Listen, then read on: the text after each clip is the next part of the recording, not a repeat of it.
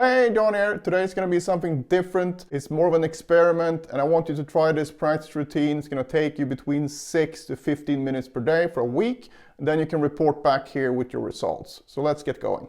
Alright, so the lick that we're going to use is this one. I got this from an old Michelangelo Badio instructional video.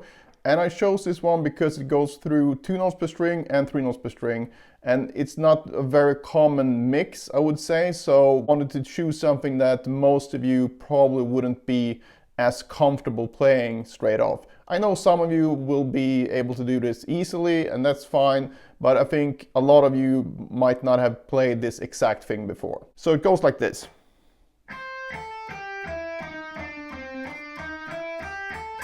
So it's basically just a minor pentatonic here. So we got the 2 notes per string portion.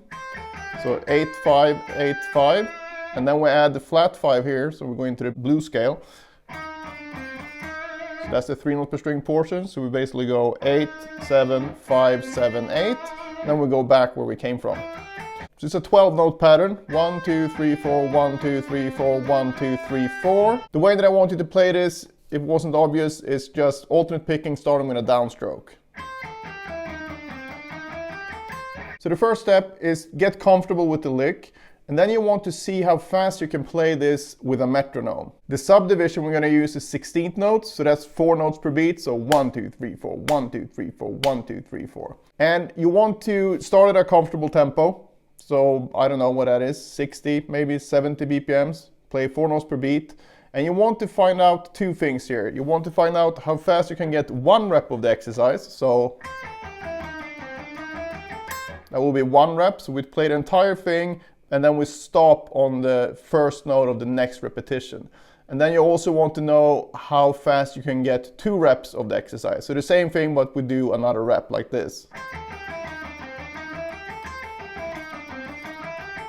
So those are the 2 metrics we want. So 1 rep and 2 reps.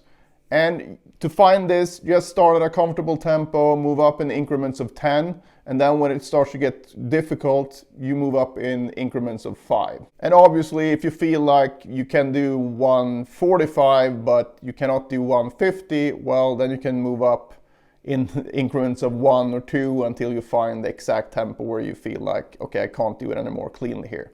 And cleanly is the point. So if you make mistakes, then you stop there. It doesn't matter if it's 80 BPMs or 247 BPMs. So this is our before picture, so to speak. So in 7 days, you can compare your playing to this one.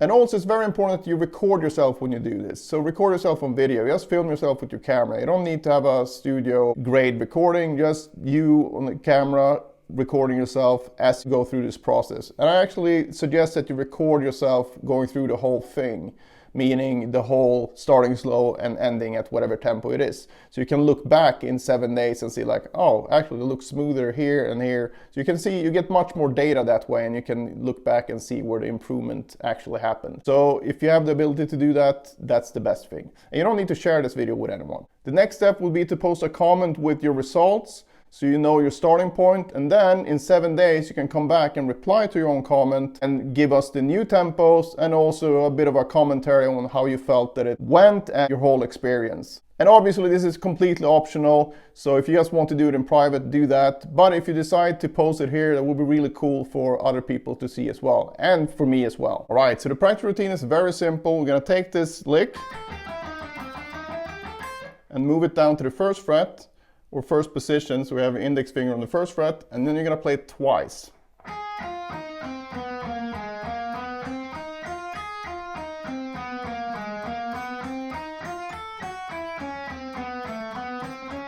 And then just move it up like that. So you play twice in each position, all the way up, however many frets you have on your fretboard, that's how far you go. And play it twice there as well, and then you go back playing it twice on each fret. This took me at 80 BPMs, 2 notes per beat, so 8th notes at 80 BPMs, took me less than 7 minutes. So it's not a long thing to do at all. And it's very, very important that you keep the tempo slow enough so everything is absolutely perfect. So I'm gonna set an upper limit here. You cannot go past 8th notes, so meaning 2 notes per beat at 80 BPMs. You can absolutely go slower. You need to make sure that everything is perfect. And ideally, you want to get these transition time sounding notes. And if you don't know what transition time is, I'm going to link that below as well. But basically, you just want to make quick movements between each note so you get a minimum of gaps. So instead of doing this, you want to go.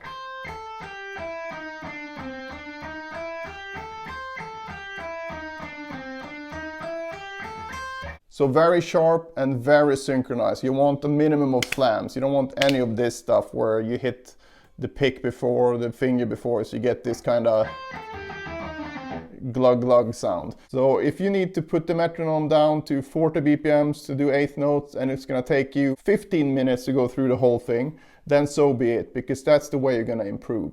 So that's the whole routine. If you decide to do this, please follow the guidelines that I laid out for you. So it's very simple. You only play this lick when you practice the routine. Don't play it outside of the routine to keep this as pure as possible. Make sure that you stick to the tempo indications, so no faster than eighth notes, meaning 2 notes per beat at 80 BPMs. You can absolutely go slower if you need to, and you need to play it as cleanly as possible. So the whole point here is that we're programming our technique and we want to get as few mistakes as possible. I really hope that you give this a try. Let me know in the comments if you have any questions, and then obviously post your results as well.